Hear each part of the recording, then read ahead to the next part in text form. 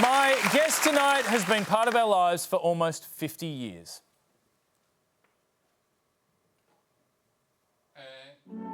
MASH was a phenomenon. 11 seasons, 256 episodes and more than 100 Emmy nominations. And at its core was Alan Alda. The character of Hawkeye Pierce was emblematic of the struggle between comedy and tragedy. You ever get the feeling there's a war going on? There's always a war going on. War is the world's favorite spectator sport. And it made Alda one of the most successful actors and writers we've ever known. I wanted to be a writer from the time I was 8 years old, and I wanted to be an actor from the time I was 9. His is a career that seemingly refuses to cease, but remarkably, there is even more behind the kind face and joyful laugh. Alan, first of all, welcome and thank you so much for joining us on The Weekly. Thank you. You've had such a wonderful career in showbiz, but you grew up around showbiz. Your parents worked in burlesque, and did you get to learn all of your tough showbiz lessons at an early age? Well, I did, in the sense that I watched my father from the wings from the time I was about 2 or 2.5, and we would go by train everywhere, up and down the eastern coast, all the way up to Toronto, until my father and his comedian partner wrote a sketch that involved a small pig. And in order to get from town to town, they then had a car. And they had room for my father, his partner, my mother, and the pig. And they didn't have room for me. I hated that pig. So you got bumped for a pig? I did. I think that was my first lesson, harsh lesson in show business. You opened one of your memoirs with the line that your mother didn't try to stab your father until you were 6. And I laughed out loud reading it because it's a beautifully funny sentence, but it's hand in hand with the sadness there. Yeah, well, it's true. Unfortunately, my mother was schizophrenic and paranoid, and it was a hard thing to have as a child. But for me, I think it made me observe people, which helped me as an actor and a writer, because I had to always figure out, from the time I was a little kid, is this reality what I'm hearing, or is it just her reality?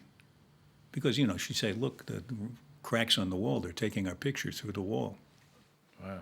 And by the way, she had a sense of humor. She liked to laugh. She loved me. I felt completely loved by her. So it wasn't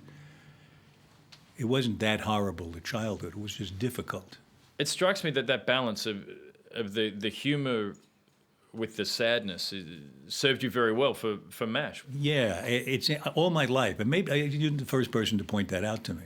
That cannot be true. How much do you want for this session? Wow. No, it's true. All my life I've valued plays or dramatic writing that was both funny and also so serious it recognized that we're all going to die. I know I told you this before, but if you play your cards right, you can have my body. Wouldn't you rather leave it to science? So for the final episode of MASH, my parents threw a MASH party. They had all their friends over. We all wore army outfits, drank martinis. Yes. How was the last episode for you? The last episode was very different for us. We didn't really understand how popular the show was. Most everybody was home watching us on television. Half the country was watching all at one time.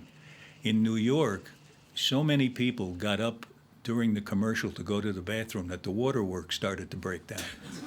I never had a salute like that.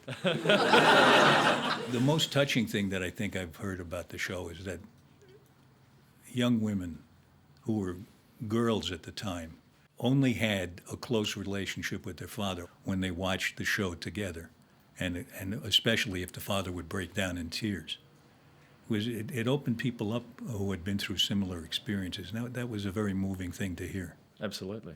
Something that people will be less familiar with possibly is your passion for science. You're in Australia for the World Science Festival. Yes. What was the moment that first fired your passion for science?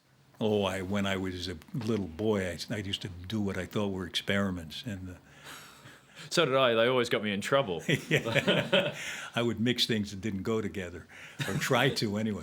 It wasn't until after I got out of college that I started reading, because I was just very curious. I was reading everything I could about science, and when I write theater pieces about scientists, I try to tell the dramatic story of what Einstein's life was like, what Marie Curie's life was like. Because if we can see them as fellow people, then we might be a little more interested in what they accomplished. That marriage of art and science is on full display with your play Dear Albert. Right. And a lot of people know certain things about Albert Einstein. He was crazy smart, E=mc², didn't comb his hair well, poked his tongue out that time. People know Einstein. Yeah. But what is it about him that you find fascinating that you want people to take from the play? I think it's really important, especially with somebody as universally recognized as brilliant as Einstein, that we understand that he was also a human. He had human flaws, human attributes. And you see them in the letters between him and his two wives.